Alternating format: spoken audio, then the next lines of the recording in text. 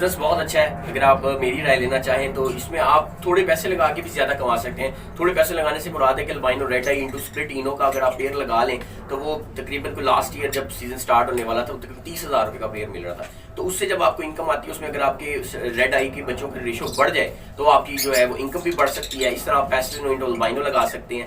तो ये कारोबार जिसको आप थोड़े पैसों से शुरू करके बहुत ज्यादा पैसे कमा सकते हैं, ये वो वाला कारोबार। कोई भी कारोबार नहीं है जिसमें आप किसी भी चीज में इन्वेस्टमेंट करें, जैसे 10,000 रुपया करें और उससे लाख रुपए अर्न कर सकें। मैं भी इस कारोबार से, जब तक मैं इस कारोबार में नहीं आया था, क्योंकि पहले शौक था, फिर जब इसको एज अ कारोबार लिया तो फिर मुझे पता चला कि वाकई ये कारोबार ऐसा है जिसमें आप थोड़े लगा के ज्यादा कमा सकते हैं।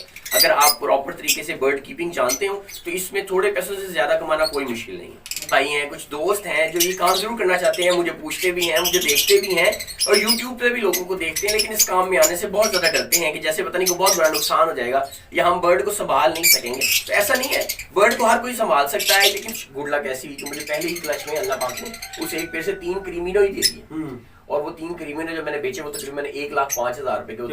40,000 लगा के 1 लाख प्लस कमा लिए माशाल्लाह।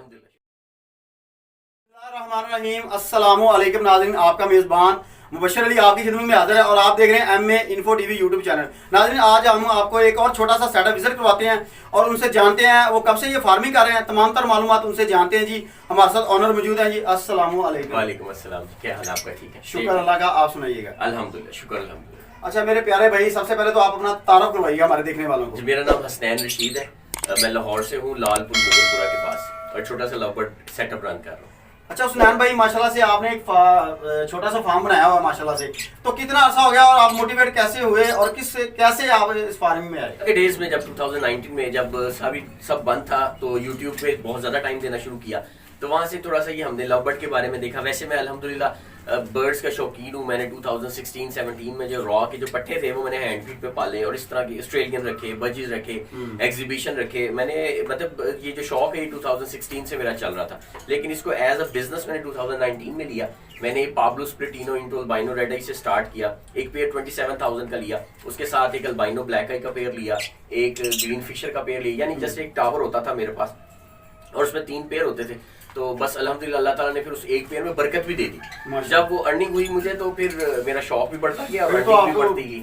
जबरदस्त हो गया काम।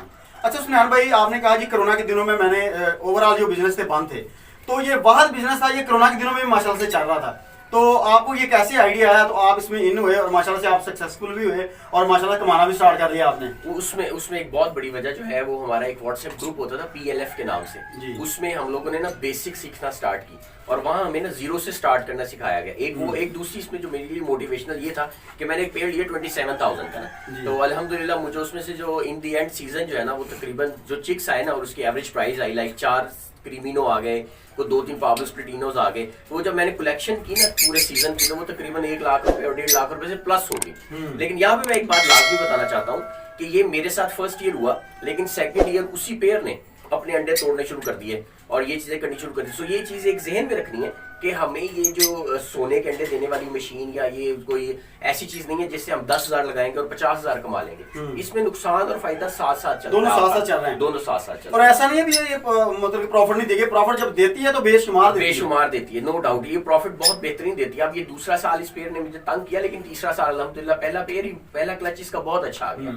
सो इस कारोबार को जिसने भी करना है, बेहतरीन कारोबार है, कम वक्त में ज्यादा सरमाया आप कमा सकते हैं, लेकिन इसमें फायदे और नुकसान भी हैं, दोनों साथ साथ। जिस तरह एक ये हलाल कारोबार की तरह है, इसमें नफा भी है और नुकसान भी है। पेड़ से और 2 फॉस्टर पेड़ से आज मेरा ये छोटा सेटअप बना हुआ है और अच्छी खासी अर्निंग भी कर रहे हैं। जी अल्हम्दुलिल्लाह 28 पेयर्स हैं, उसमें तकरीबन कोई 8 या 9 फॉस्टर पेड़ हैं, अदरवाइज बाकी सब कमर्शियल और म्यूटेशंस के पेड़ लगे हुए हैं अल्हम्दुलिल्लाह। तो सुनैन भाई, आपने जब स्टार्ट किया तो कितने पेड़ लगाए थे और इन्वेस्टमेंट टोटल कितनी थी? मैंने सर जब स्टार्ट किया था तो मैंने बताया पाब्लो स्प्लिट इनो इंटू अल्बाइनो से स्टार्ट किया था। 2 फॉस्टर पेयर थे, तो मेरा एक टावर था वो तकरीबन 27,000 रुपए का था। मेरा पाब्लो स्प्लिट इनो इंटू अल्बाइनो का पेयर आया था और एक टावर डालने कोई 7,000 रुपए का टावर था और बाकी जो 2 पेयर थे वो भी तकरीबन 7,000 रुपए के थे। तो अब जब मैंने 14 और 30 तकरीबन मेरा को 40-41,000 में जो ना स्टार्ट हो गया, माशाल्लाह से लग गया था। तो पहले जब आपको उनको अपना आपने लगाया तो उसके बाद कितने देर बाद आपको उसका रिटर्न मिलना स्टार्ट हो गया? मैंने जब सीजन स्टार्ट किया था तकरीबन सितंबर में स्टार्ट किया मैंने। उसके बाद मैंने जो पहला क्लच बेचा था वो अपना वो दिसंबर में बेचा था। और कुछ गुड लक ऐसी हुई कि मुझे पहले ही क्लच में अल्लाह पाक ने उसे एक पेड़ से 3 क्रीमिनो ही दे दिए। और वो 3 क्रीमिनो जो मैंने बेचे वो तकरीबन 1,05,000 रुपए के। 40,000 लगा के 1 लाख प्लस कमा लिए माशाल्लाह। अल्हम्दुलिल्लाह, क्या बात है। तो सुनैन भाई इसके अलावा आप क्या करते हैं? और मेरे इसके अलावा सिर्फ मोबाइल्स का काम है हाल में। अच्छा। मैं 50% टाइम इसको देता हूँ, 50% उसको देता हूँ। इससे मुराद ये कि 2 घंटे सुबह इसको और 2 घंटे रात इसको देते हैं। जब ब्रीडिंग से स्टार्ट हो जाता है तो आपकी टाइमिंग बढ़ जाती है। सिनेरियो में कि आपने डेली सॉफ्ट फूड सर्व करना होता है, डेली बॉक्स की इंस्पेक्शन करनी होती है, एग्स की इंस्पेक्शन करनी होती है, बच्चों की इंस्पेक्शन करनी होती है कि कोई बच्चा नेस्टिंग में प्रॉब्लम तो नहीं कर रहा, या कोई जो छोटा बच्चा है वो बड़े बच्चों के पीछे दम तो नहीं रहा। ये चीजें सारी देखनी होती है। तो तकरीबन 3 से 4 घंटे डेली में इनको भी देता हूँ। तो सुनैन भाई आपकी जो मालूमात थी आपने कैसे कलेक्ट की और कैसे कैसे आप इसमें ग्रोइंग होते गए और आप माशाल्लाह से एक सक्सेसफुल बिजनेसमैन बन गए माशाल्लाह से, एक छोटा सा सेटअप? अल्हम्दुलिल्लाह। सबसे पहली बात है कि यूट्यूब मेन सोर्स रहा मेरे पास इसका सीखने का। वहाँ पे मुझे हर तरह की चीज़ें मिली। लेकिन उसके साथ साथ मैं ज़रूर PLF को इसका क्रेडिट दूंगा। PLF ने हमारी बहुत हेल्प की, बेसिक से हमें स्टार्ट करवाया। वहाँ पे ऐसे दोस्त थे जो हमें हेल्थ के मुतालिक भी सवालों जवाब देते थे, हमें विटामिन के मुतालिक भी ऐसे कुछ सीक्रेट्स थे। जैसे रेड आई का सर्वाइवल था, वो हम लोगों को, नए लोगों को नहीं पता था, उसमें उन्होंने हमें बहुत हेल्प किया। तो मैं अपना जितना भी क्रेडिट यूट्यूब को दूंगा ना, उतना ही क्रेडिट PLF को दूंगा कि PLF ग्रुप ने हमें बहुत हेल्प किया इसमें। तो ऐसा पॉसिबल है जो बड़े हमारे ब्रीडर हैं वो हमें सपोर्ट भी करते हैं साथ साथ, जैसे ये ग्रुप बने हुए हैं माशाल्लाह से। तो ऐसे जो कारोबार होते हैं उनको अगर सपोर्ट करने वाला बंदा मिल जाए तो मेरा ख्याल है आप इसमें से अच्छा खासा अर्न कर सकते हैं। बिल्कुल सर, बिल्कुल। मैं बता रहा हूँ ना, जैसे हमें सपोर्ट किया, अगर हमारे लिए तो बहुत बड़े ब्रीडर्स हैं वो PLF के मैनेजमेंट ही है। उसमें साजिद साहब है, लतीफ साहब है, हफीज साहब है, बहुत सारे लोग ऐसे हैं, बहुत सारे लोग हैं जिनका मैं शायद नाम न ले सकूं। अंजुम भाई है, वसीम भाई है, हसन भाई है, इस तरह बहुत सारे लोग हैं। तो आपको अगर कोई गाइड करने वाला मिल जाए ना, तो आप जो हफ्तों वाला काम है ना वो दिनों में कर सकते हैं। और मैंने अल्हम्दुलिल्लाह अल्लाह का बड़ा एहसान है कि अल्लाह की मदद और लोगों की मदद से दिनों में सफर कर लिया, महीनों माशाल्लाह से। तो सुनैन भाई अभी आपका ज्यादातर फोकस किस बर्ड के ऊपर है? तो मैं ना 2 चीजों को लेके चल रहा हूँ, म्यूटेशन भी और कहते हैं कमर्शियल को भी ना। म्यूटेशंस में अल्हम्दुलिल्लाह मेरे पास स्प्लिट ब्लूटूथ भी हैं और कंफर्म ब्लूटूथ भी हैं अल्हम्दुलिल्लाह। Green split of line split Bluetooth, split pale fellow भी है, green split of line split Bluetooth भी है। इसके अलावा ग्रीन यूविंग split of line possible Bluetooth भी हैं, green split of line split Bluetooth possible pale fellows भी हैं अल्हम्दुलिल्लाह। तो इनके ऊपर वर्किंग करना कैसा है? हर बंदे की समझ से बाहर है। वर्किंग करना ये है यार, ये ना बहुत कॉम्प्लिकेटेड चीज नहीं है। इसको सिर्फ जेनेटिक को समझना होता है और म्यूटेशन को समझना होता है कि हम किस बर्ड को किसके साथ लगाएंगे तो क्या चीज बन जाएगी। तो ये को बहुत मुश्किल नहीं है, इससे हम यूट्यूब से भी सीख सकते हैं। और अगर आपको शौक है तो आप 1 या 2 दफा किसी अच्छे या किसी सीनियर से पूछने के बाद भी उसको अगर आप ज़हन नशीन कर लेते हैं तो ये चीजें ज़हन से निकलती नहीं है। बहुत कोई मुश्किल काम नहीं है, यानी कि इन ब्लूटूथ बनाना या पॉसिबल ब्लूटूथ बनाना ये कोई मुश्किल काम नहीं है। तो इनकी देखभाल का जो तरीकाकार होता है वो किस तरह का होना चाहिए? देखभाल का यार ये है कि ना, सीजन में और ऑफ सीजन में 2 तरह के डिफरेंट सिनेरियोज होते हैं। लाइक जैसे सीजन है, इसमें आपने दाना जो है वो डेली चेंज करना है, पानी जो है वो डेली चेंज करना है आपने, ठीक हो गया। जब ऑफ सीजन में ये होता है कि अगर आप 2 या 3 दिन का दाना बल्क में भी डाल देते हो ना तो गुजारा हो जाता है, क्योंकि बर्ड्स फ्लाइट्स में होते हैं। तो लेकिन आपने जब सीजन आ जाता है, सीजन में जो है ना आपको टाइम ज्यादा देना पड़ता है इस सिनेरियो में कि सॉफ्ट फूड को लेके, दाने को लेके, पानी को लेके, बॉक्स को लेके, सफाई सुथराई को लेके बहुत ख्याल रखना पड़ता है। सही। तो इनसे अच्छी ब्रीड कैसे ली जाए? इनसे अच्छी ब्रीड ले सकते हैं आप इनको टाइम से दाना देके, सफाई का ख्याल रखें। जैसे इस साल मुझे अभी तक सुनने में बहुत ज्यादा आया कि डेड इन शेल का इशू बहुत ज्यादा आ रहा है। लास्ट ईयर मुझे भी ये फेस करना पड़ा था। मैंने सीनियर से मशवरा किया तो मुझे ये पता चला कि जो क्रॉस वेंटिलेशन है या एग्जॉस्ट का होना या मतलब जो गंदी गैसेस हैं उनका निकल जाना, ये एक बहुत बड़ा सर्वाइवल है डेड इन शेल से बचने के लिए ना। इस साल भी काफी दोस्तों का डेड इन शेल से हो रहा है कि डेड इन शेल को हम ना एयर टाइट कर देते हैं अपने शर्ट्स को, जरा सी हवा चली हमने एयर टाइट कर दी। हमने ऐसे नहीं करना, क्रॉस वेंटिलेशन चलती रही बहुत जरूरी है। उससे आपका बर्ड भी हैप्पी रहता है और आपकी जो डेड इन शेल या चिक हैच हो गए और फिर सर्वाइव नहीं किया और डेड हो गए, ये चीज से भी आप बचे रहते हैं। सो इसके लिए भी जो है ना, ये जो पैक कर देना शेड को, इसके मैं बिल्कुल खिलाफ हूँ। लास्ट ईयर मैं भी ये काम करता था, लेकिन जब इस साल मैंने एक्सपेरिमेंट किया कि ये नेट का जो दरवाजा है इसको आप तो बंद कर दें और इसको कहीं ना कहीं से इतना जगह दें जहाँ से ताजा हवा आ जाए और दूसरी जगह से निकल अंदर आती रहे। बिल्कुल बिल्कुल। तो सीजन माशाल्लाह से सीजन का आगाज हो चुका है, तो बहुत सारे लोगों के पास माशाल्लाह से एग्स भी आ चुके हैं, बल्कि ब्रीड आ चुकी है। तो इस साल में ज्यादातर देखा जा रहा है जो ब्रीड है ना, वो अपना छोटे जो चिक हैं वो मरना स्टार्ट हो गए। तो इसकी वजह क्या है?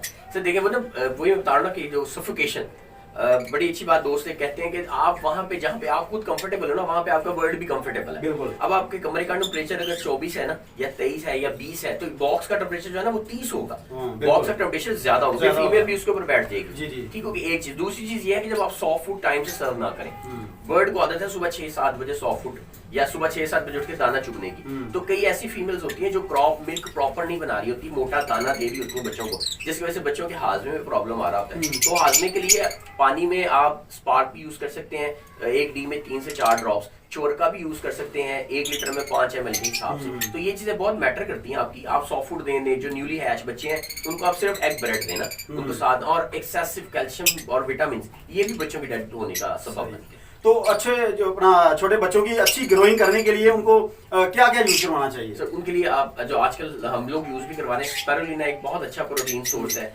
उसके अलावा अंडा आप दे सकते हैं, ब्रेड दे सकते हैं, एक्सेसिव कैल्शियम विटामिन, हाँ एग फूड दे सकते हैं वीटाफॉर्म का या किसी दूसरी कंपनी का, जिसका भी आप चाहें, जो आपको बेहतर लगे वो आप एग फूड उसके साथ ऐड करके दे सकते हैं। बच्चों का जो ग्रोथ है ना वो जरा जल्दी हो जाती है, जरा बेहतर हो जाती है। उसके बाद प्रोबोटिक है वो आप लाजमी यूज करवाएं बर्ड को। पानी में अगर आपने करवाना है स्पार्क यूज करवा दें आप बच्चों को, ये रेड आई बच्चों के सर्वाइवल में बहुत काम आता है। सही। तो सुनैन भाई अभी आपके पास कितने % जो है आपको ब्रीड आ चुकी है? तो तकरीबन अगर आप शेड का हिसाब लगाएं तो मेरे पास तकरीबन 25% ब्रीड आई है। एग्स भी आ गए अल्हम्दुलिल्लाह, हैचिंग भी स्टार्ट हो गया, अल्लाह का बड़ा शुक्र है अल्हम्दुलिल्लाह। हैचिंग में मेरे पास बच्चे भी आ गए हैं, कुछ नियर टू हैच हैं, इस तरह मिक्स चल रहा है अभी। सही। अच्छा, बहुत सारे लोग परेशान हो जाते हैं, यार हम काम करेंगे, सारा कुछ करेंगे, जब हमारे पास ब्रीड आएगी तो सेल कैसे करेंगे? तो ये सबसे बड़ा इशू होता है। तो आप इससे परेशान होते हैं या नहीं? मैं बताता हूँ, इसका सबसे आसान तरीका ना, हम जब नए हमने रखे थे भी बड़े परेशान थे कि हम बेचेंगे कहाँ पे। हाँ, ये बिकते कहाँ पे, लेता कौन है? हाँ, ये दुकान पे कहाँ बिकेगा। लेकिन मैंने ये देखा सर, इसका जो सबसे बड़ा सोर्स ऑफ इनकम या सोर्स ऑफ आप मार्केटिंग कह लेना, वो फेसबुक एक बहुत बड़ा प्लेटफॉर्म है। फेसबुक पे कई ग्रुप्स हैं जिसमें हजारों लोग हैं, तो वहां पे आपको पोस्ट लगाने की देर है, बस पोस्ट लगाने की देर है। आपका बर्ड की प्राइस मुनासिब होनी चाहिए, आपका बर्ड अच्छा होना चाहिए। बर्ड नहीं रुकता। अगर आप एक 10,000 वाले बर्ड का 20,000 रुपया मांग रहे हो कि जी ये 2 साल पहले जब कोरोना था तो ये 20,000 रुपए का था, ऐसे नहीं होगा। आपने अगर बर्ड बेचना है तो नेचुरल वैल्यू पे रख के उस बर्ड को बेचें। बर्ड नहीं रुकता, बर्ड फौरन बिक जाता है। तो ये काम जरूर करें, काम बहुत अच्छा है। मेरी नेक तमन्नाएं, नेक दुआएं सब आप भाइयों के साथ हैं। सीजन में आने वाला सीजन और जो गुजर रहा है सीजन, अल्लाह ताला इसमें सबको बरकतें दें।